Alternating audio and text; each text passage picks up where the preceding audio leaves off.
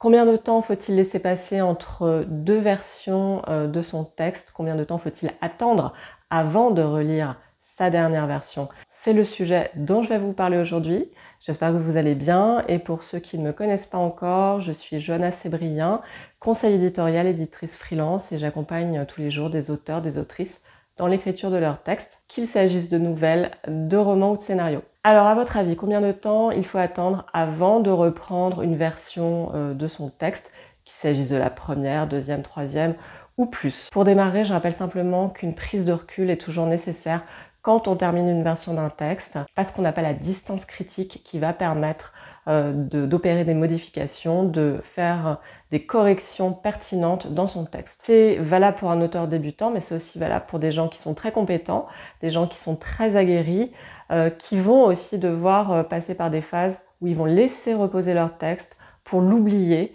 et ensuite porter un regard neuf sur ce dernier. Si on ne fait pas ça, le risque dont je parle souvent dans mes vidéos, c'est de considérer qu'on a terminé son texte, de ne pas finalement l'avoir porté au plus haut niveau. Ce qui se passe ensuite, c'est que les gens envoient ça aux maisons d'édition et l'essentiel du temps, les manuscrits sont refusés.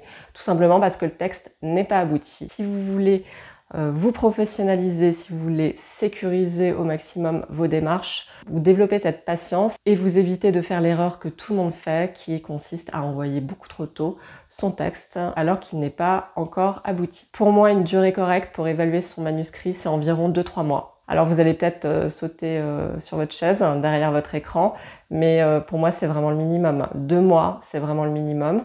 J'ai constaté à titre personnel que quand c'était moins que ça, j'avais beaucoup moins de recul. C'est en faisant des tests au fil des années que je me suis rendu compte que c'était vraiment la durée incompressible, 2-3 mois. Et je vais vous dire franchement, pour en rajouter une couche, j'ai même constaté que la durée idéale me concernant, c'était même 6 mois. 6 mois pour avoir un regard totalement neuf sur son texte. Faut pas oublier que l'écriture, c'est un processus de long terme. Je sais bien qu'on vit dans une société court-termiste, mais moi, c'est pas du tout la façon dont j'envisage la construction d'une carrière d'auteur et le développement de ses compétences d'écriture. Pour moi, c'est du long terme. Ça veut dire que pendant les quelques mois qui vont vous permettre de prendre du recul par rapport à votre texte, vous pouvez tout à fait passer à l'écriture d'un autre texte.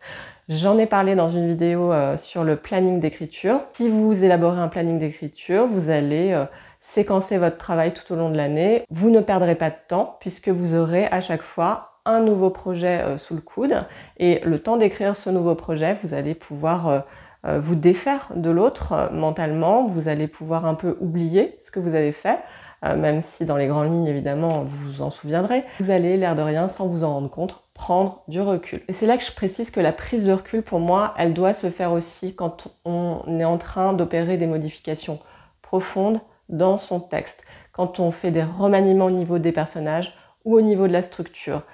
Ce sont des modifications conséquentes qui demandent d'autant plus de prise de recul. Quand il s'agit simplement de corriger l'expression, de faire des modifications mineures, là je pense vraiment que le temps peut être raccourci.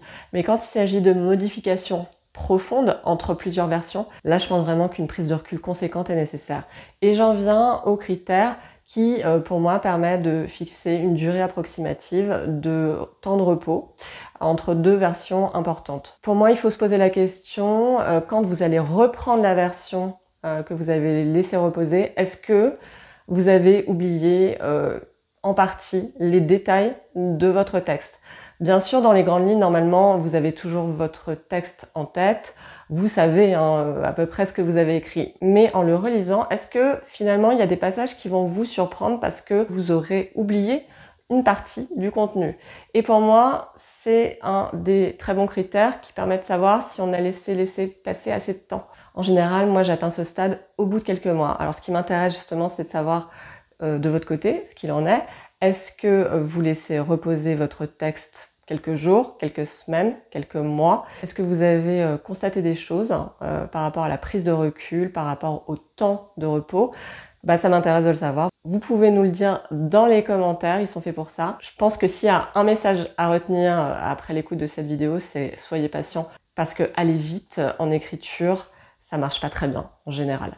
Je vous souhaite une très belle semaine, très bonne écriture à vous.